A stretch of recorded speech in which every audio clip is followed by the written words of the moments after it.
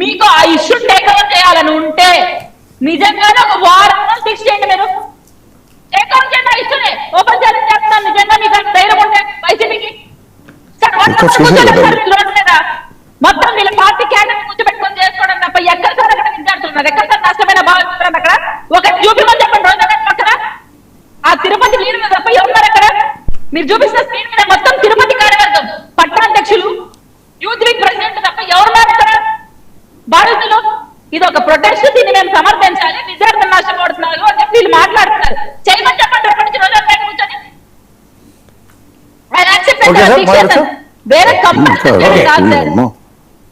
Comparison చేసుకోవడం కాదు. Paid artist తీసుకొని చేశారట సార్. పెయిడ్ ఆర్టిస్ట్లే, అవును అర్థమైపోతుంది, అంత పెయిడ్ ఆర్టిస్ట్లే. ఎందుకంటే జన్జీ అంటే వీళ్ళకి అసలు ఏందో అర్థం కాదు. మాది జన్న ఆల్ఫా చెప్పాలంటే. ఒకటే సార్, ఒకటి సార్, నేను సవాలు విసురుతున్నా సార్, మీ వేదిక నేను సవాలు విసురుతున్నా.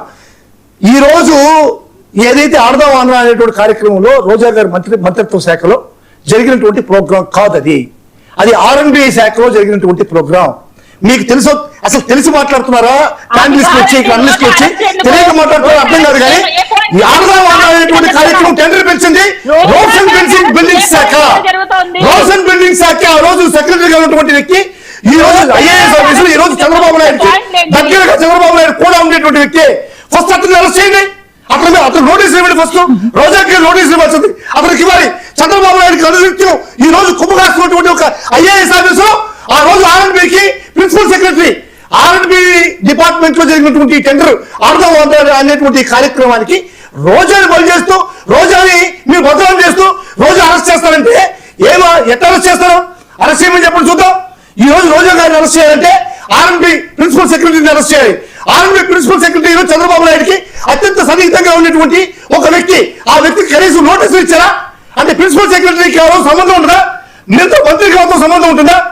ఏంటిది? మీ ఇష్టం వచ్చినట్టు అరెస్ట్ చేయాలంటే కోర్టులు ఉన్నాయి, చట్టాలు ఉన్నాయి. ఈ చట్టాలకు లోబడి మీరు అరెస్ట్ చేయాలి. రోజున అరెస్ట్ చేయాలంటే మీకు అంత ఈజీ అనుకుంటున్నారా? ఆయన ఏదో మాట్లాడుతూ ఉంది, మీ తప్పులు ఎత్తి చూపుతా ఉంది, మిమ్మల్ని ఎదిరిస్తా ఉందని చెప్పి అరెస్ట్ చేస్తారా? దానికి ఎవరు భయపడలేదా?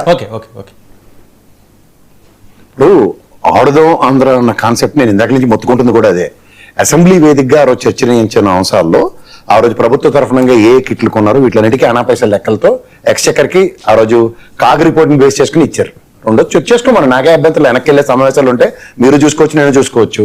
ఆ రోజు డెవలప్మెంట్ లో నిజంగా అది తేటతెల్లం అయ్యి ఉంటే ఇంత ఫైనాన్షియల్ డీవియేషన్ జరిగిందని ఆ రోజే వేదిక పరంగా ఆవిడ మీద దీని ఏమంటారు పోలీస్ పరమైన చర్యలు గ్యారంటీగా ఉండును. అది గానే కాదు ఆ రోజు ఈ రోజు దాకా.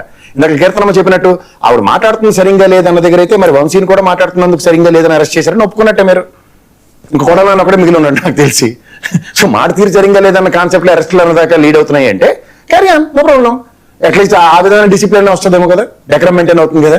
కానీ ఎక్కడ తలా తోకాలని విషయాల్లో ఒక పేపర్ తగలెట్టిన దానికి ప్రైమరీ ఎంక్వైరీకి పిలిచిన దానికి ఏ విధంగా సంబంధం ఉంటుంది? ఒక మాబ్ ఉంటుంది, ఆ మాబ్ లో ఎవరో ఒక కోతి పని చేస్తారు, ఆ కోతి పనికి ఒకళ్ళదే రెస్పాన్సిబిలిటీ అంటే ఆ రోజు పేపర్లు తగలబెట్టే కార్యక్రమం కొంచెం నిరోధించాలి. ఒక దిష్టి బొమ్మలు తగలబెట్టే కార్యక్రమం ఉంటుంది, ప్రభుత్వం అడ్డుకోవట్లేదు.